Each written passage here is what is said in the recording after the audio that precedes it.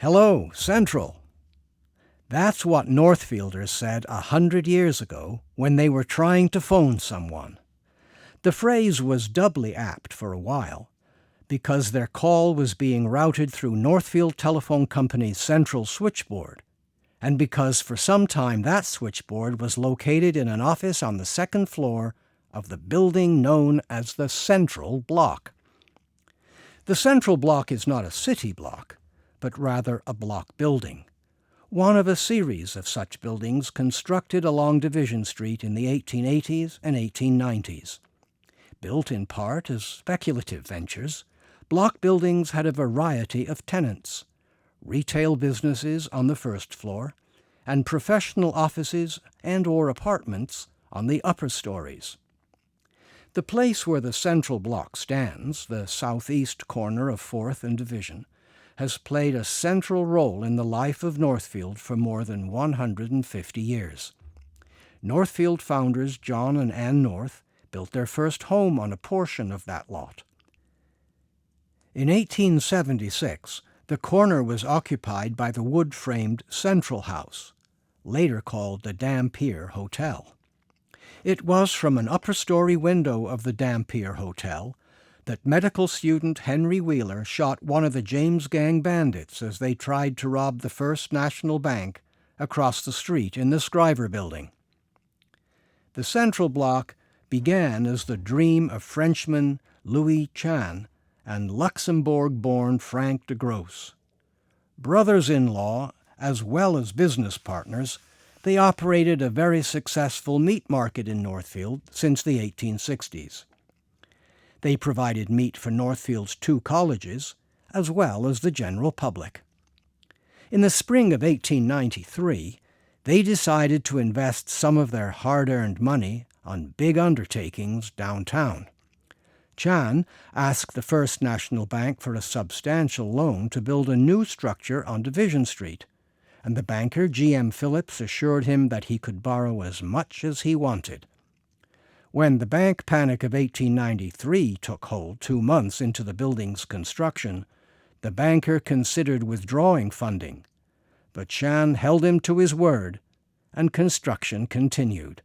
Finished in September 1893, the building cost between $20,000 and $35,000.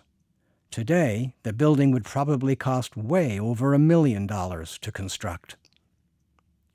Peter W. Delancey's design for the Central Block combined several of the stylistic theories of the day into a Queen Anne-style Romanesque building that is divided into 3 layers typical of commercial architecture.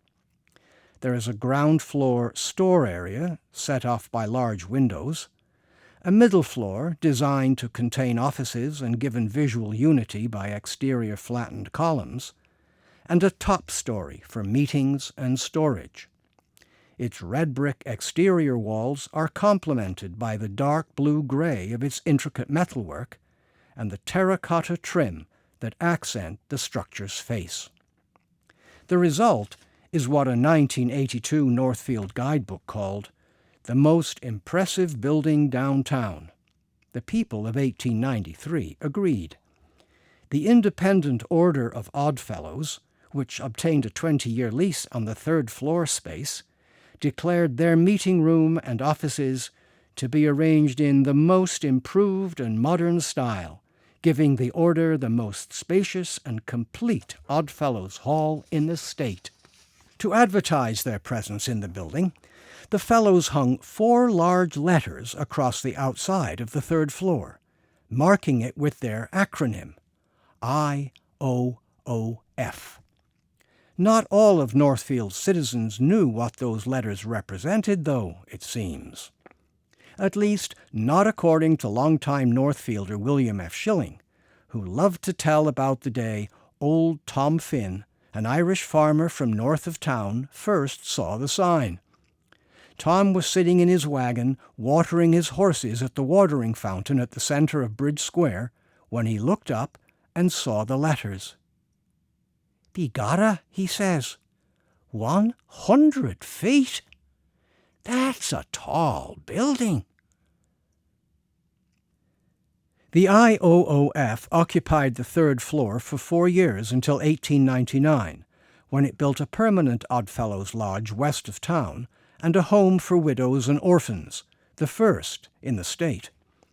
Its place on the third floor was then used as a factory for making Norwegian fladbrød, a traditional thin, crisp, unleavened bread. The building has changed very little over the years, except for periodic redesigning of the storefronts on the ground level and the removal of an exterior stairway on the 4th Street side. In 1930, the third floor was remodeled as a dormitory for business and professional women and christened the Central Room for Girls. Louis Tschann's niece, Susie Tschann, was in charge of the dormitory, overseeing its 11 private rooms and at most 15 female residents. It is still housing college students and others today in comfortable loft apartments, following a renovation in 1982 that brought it up to current building and safety codes. The 2 lower levels of the central block have hosted a variety of businesses through the years. 2 shops on the street level were originally occupied by C.R. Greeby's grocery store and D.D. Turner's drugstore. In 1905, grocers Myron Skinner and Charles Drew moved into the central block. 2 years later, they sold the business to John Elton and John Ellingboe. For many years, the storefront awnings were emblazoned, somewhat oddly and ostentatiously, with the words Elton and Ellingboe Brothers, Dry Goods and Groceries. From the 1940s through the 1970s, a Ben Franklin store occupied the space. More recently, the first-floor shop space has housed the Jesse James Bike and Ski Shop, several gift shops, and in present times, the Rare Pair and the Monarch Gift Shop. As I mentioned at the beginning, the second floor once held the offices of the Northfield Telephone Company.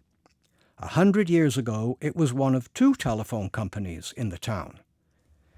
It later merged with the dominant Northwestern Bell Telephone Company, now Quest.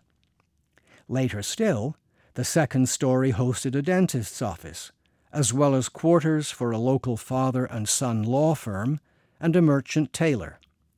Today, it still provides office space to local professionals. The central block is an excellent example of the increasing interest in preserving historic buildings and renovating them in ways that are true to the building's original architecture and uses.